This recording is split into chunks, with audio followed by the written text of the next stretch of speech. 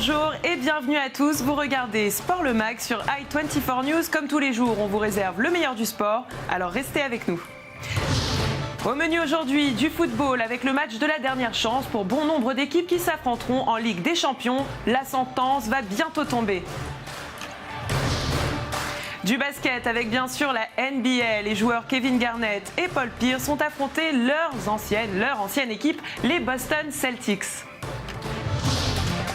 On partira à Chypre pour suivre l'évolution de l'équipe nationale de rugby, un sport qui devient très populaire dans la région. Et pour terminer, on vous embarquera pour un petit tour de la planète sport avec des images pour le moins surprenantes. Et je vous propose d'ouvrir cette émission par du football avec l'inévitable Ligue des Champions. Ce groupe B nous a tenus en haleine jusqu'au bout. Le match Galatasaray-Juventus a été reporté pour cause de neige et s'est joué ce mercredi. Et le résultat est tombé. Galatasaray s'impose 1-0 et se qualifie pour les huitièmes de finale. Le Real Madrid, de son côté, n'a laissé aucune chance à Copenhague. Les Madrilènes se sont imposés 2-0 malgré le froid. Le protagoniste de la soirée, comme souvent, c'est Cristiano Ronaldo. Le Portugais a marqué son 9e but lors des poules et bat ainsi un nouveau record. Les qualifiés sont donc le Real Madrid et Galatasaray. La Juventus jouera en Ligue Europa.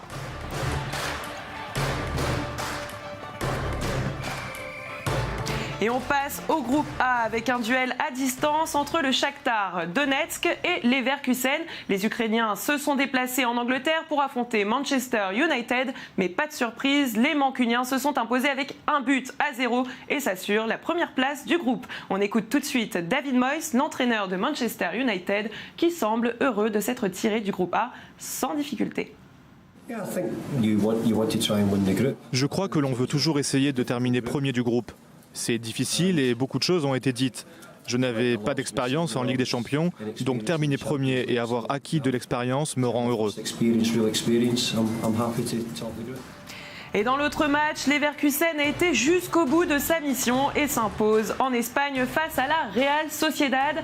Les Allemands se sont donc qualifiés immédiatement et terminent deuxième du groupe. Le Shakhtar Donetsk, lui, continue son aventure en Europa League et la Real Sociedad, qui avait battu Lyon en barrage, est éliminée. Du coup, elle termine ses matchs de poule avec un seul point.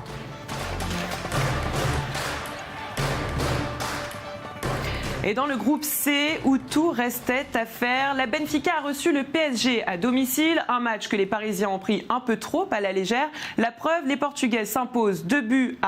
Mais malheureusement pour eux, l'Olympiakos a battu Anderlecht. Et du coup, Benfica est éliminé de la Ligue des Champions et jouera en Ligue Europa. On écoute tout de suite la réaction de son entraîneur.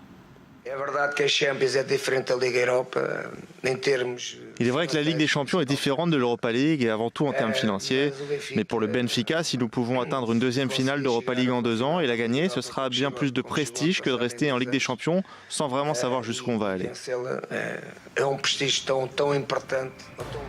On jette maintenant un coup d'œil au classement final avec le PSG qui, malgré sa défaite au Portugal, termine premier de son groupe, même s'il n'a pas su rester invaincu. Rappelons que c'est leur deuxième défaite en une semaine. L'Olympiakos prend du coup la seconde place et ce, grâce à la différence de but. Anderlecht, lui, est bon dernier avec un seul point.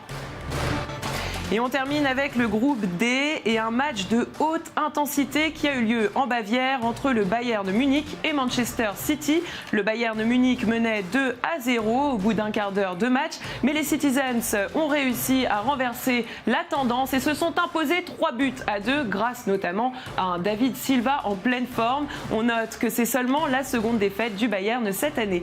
Et dans l'autre rencontre, le Viktoria Pilsen a réalisé un grand exploit. L'équipe tchèque bat le CSKA Moscou et se qualifie automatiquement pour l'Europa League. Le Bayern, lui, reste premier à la différence de buts particulière. Manchester City reste second.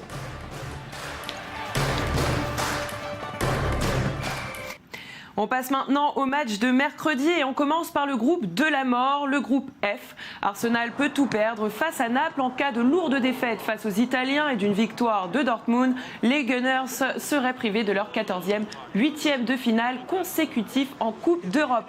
Un match nul ou une victoire permet